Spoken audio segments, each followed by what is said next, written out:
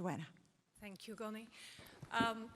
I am also representing the Central Eastern European Alpha Network, and on behalf of myself and my colleagues, I would like to thank Alpha Global for the invitation. I am extremely happy to be here with you and to share just the summary of the effort we are currently doing in this part of Europe. And the Central Eastern European Alpha Network is the very first effort in this part of the world to establish the Alpha-1 dedicated program for the screening, diagnosis, and also the therapy for Alpha-1 antitrypsin deficiency patients. I must say that this project, the network, has been started or was born out of the EU-funded program that was aiming at establishing the Alpha-1 diagnostic and therapy in my part of Europe. As you can see, there were a few countries that started this project. Poland was the coordinating center, but also Slovakia, Bulgaria, Romania, and Lithuania joined in, plus 3 more experienced centers from Western Europe, Italy, Maurizio Luisetti's center, Amsterdam, and Hanover. And we had 2 very fruitful and productive years. 2013, the first Central Eastern European Conference in Warsaw, and at that time the network has been established. As you can see, the Polish laboratory, Warsaw Laboratory, is the core laboratory for Central Eastern Europe. That means that my lab performs all the diagnostics for the other Central Eastern European countries. Why? Because it's not possible to perform the regular complete diagnostics of Alpha-1 deficiency in those countries. Therefore, we are essential for the project, we are essential for the program. We in a way, enable the other colleagues in other countries to run the programs. And I'm also proud to say that the other countries that joined in the meantime, or are trying to join in, or are collaborating with us, that means the Ukraine, Russia, and also Belarus. So I am proud to say that the network is growing and hopefully will expand further. I'm sorry. So why it's so important? You have seen the prevalence map for South America, but the Central Eastern Europe is in a way no man's land as well. This is the map, the projection published by Ignacio Blanco. But please notice that the real data come only from the black dots that are presented on the map. And for Central Eastern Europe, there are very few black dots. And there are many countries with no studies at all. And that really represents the situation that we had 2 years ago in this part of Europe. So in a way, no awareness, no centers interested in Alpha-1, and which means that the patients were not diagnosed as well. And we really make a huge effort to change this situation. This is the outcome of the screening programs run in respective countries, starting from 2012, late 2012, until the end of the last year. And of course, the Poland, we have started 2 years before, therefore we have much more patients screened. But as you can see, the dynamics of the program is different in different countries. So Poland is more advanced. As I said, we started the screening program in 2010.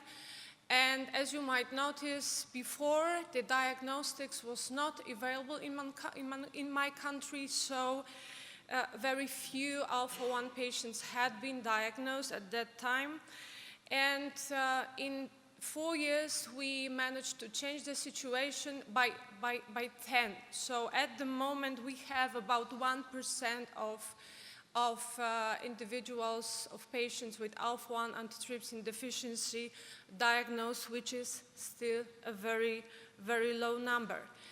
But there were a few events throughout those years that helped us a lot to move forward.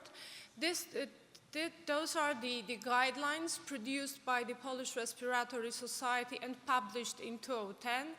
It was a huge help because it helped us to increase the awareness among respiratory specialists and doctors in Poland. The second event was the establishing the alpha-1 target screening program in Poland.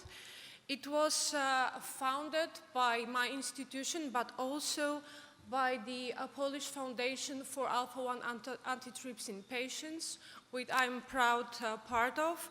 And those two institutions allowed us or helped us to establish 2 screening programs. As you can see, the respiratory project is ongoing at the moment. The diagnostic algorithm in Poland is as follows. And it was crucial to have the core laboratory that would be able to provide patients and doctors with complete diagnostics. But also the problem was the very simple diagnostic measure as alpha-1 antitrypsin, establishing or measuring the alpha-1 antitrypsin concentration in the blood. In many, many locations in Poland, it's still a problem. Therefore, we are able to do it in Warsaw. That helped a lot. We use the DBS technique. As you know, the dry blood spot is very simple, very easy, and very cheap for the transportation of the sample, and that allows us also to provide other Central Eastern European countries with the diagnostics. So it was very, very, very helpful.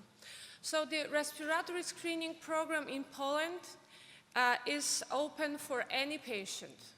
We have no exclusion, any exclusion criteria, so any patient, any gender, any age, any smoking or occupational hazard history, and what we need, we just need the doctor's referral, and I think this is the most important part. It's free of charge due to the help from the Polish Alpha-1 Foundation, and that really helped a lot.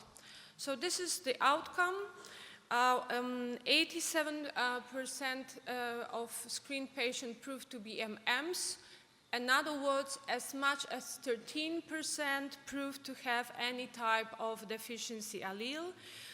And as you might notice, majority of the patients we have screened are ZZs, but please do notice that we also have quite a number of the patients with the rare alleles, because we are looking not only at the main deficiency phenotypes, but also we really make a point to look at any deficiency phenotype in our patients.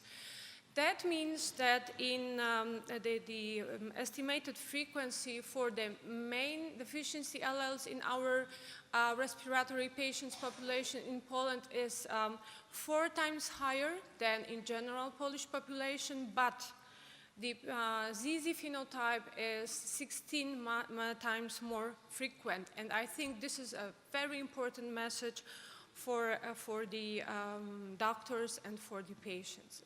Those are just the clinical presentation of ZZs, our ZZs patients. And I think this is a very good information that the average age at diagnosis in Poland is not different to other European countries. I think this is very important, that we really are successful in catching up with Western European countries. And this is the Polish registry, Alpha-1 antitrypsin registry. I am happy to say that we are increasing in numbers, not as fast as I would wish to. However, the dynamics is quite nice, I think. Now, regarding the awareness, of course, this is a huge problem, as you might notice out of this map. This map shows the number of samples referred to my lab from Poland. There are regions with very active screening programs ongoing, but also, as you can easily see, there are blank spots, meaning the regions that do not refer samples at all. So, although I am happy to say that we are moving forward, we are not moving as efficiently and as fast as we would like to. So, as I said, we are the part of the Central Eastern European network, and Romania was the second country that started from the very beginning with a very active program. And my colleagues in Romania have established the cooperation between the Romanian Respiratory Society and the newly established group for the rare diseases within the society, including alpha-1 antitrypsin deficiency. As I said, we are the core laboratory for Romania. They have currently more than 400 patients screened with a few deficiency alphas diagnosed. But importantly, they also are trying to do their best in terms of the awareness. And those are two documents produced by the Romanian Respiratory Society, the national guidelines. One of them produced as a result of the EU-funded project I mentioned in the beginning, and as a part of the Central Eastern European Alpha Network effort. Just last week, there was the first Romanian conference on rare disease, and alpha-1 antitrypsin deficiency was one of the main topics discussed during this conference, and I think it will help to move the Romanian project forward. So, this is my final slide, and I hope I have provided you with very optimistic data coming from the Central Europe. We have, unfortunately, no patient organization at the moment, but I hope that in 2 years there will be a patient representative here on this stage, giving you an update from my part of Europe. Thank you.